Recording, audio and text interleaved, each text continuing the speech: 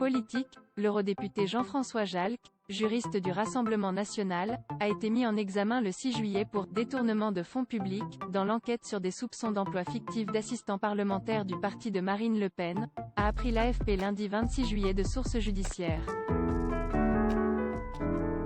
La mise en examen.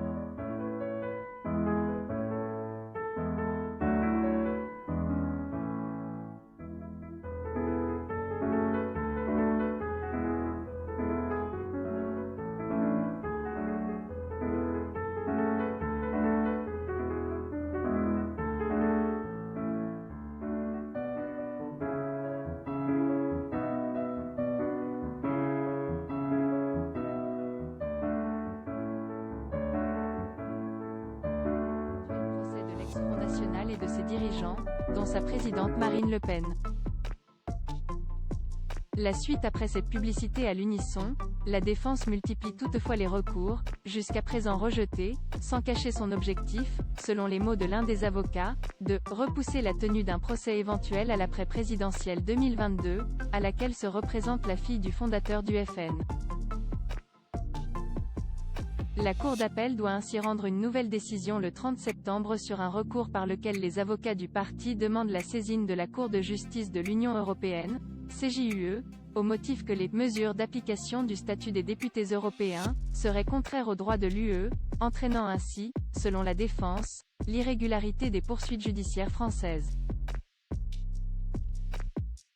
Une argumentation rejetée par les juges d'instruction. Au total, environ 29 élus et assistants, dont Marine Le Pen, son père Jean-Marie et le parti lui-même, sont mis en examen, pour détournement de fonds publics, ou des délits connexes.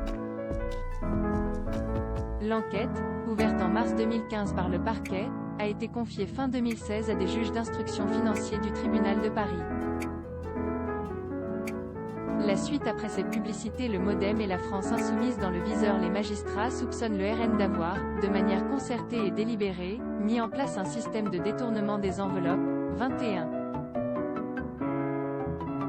000 € mensuels, alloués par l'UE à chaque député pour rémunérer des assistants parlementaires. Ces derniers auraient travaillé en réalité, en tout ou partie, pour le parti frontiste, lui permettant ainsi des économies substantielles sur ses salaires.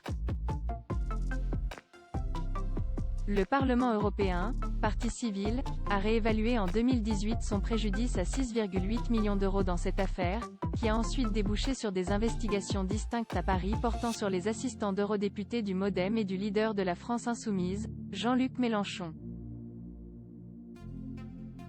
À voir également sur le HuffPost, que signifie « Teakaikiteaoa », le surnom donné à Emmanuel Macron aux marquises. Lire aussi, ce sénateur LR se vantant d'avoir voté contre la dictature se fait reprendre de voler. On sait quand le Conseil constitutionnel rendra sa décision sur le pass sanitaire.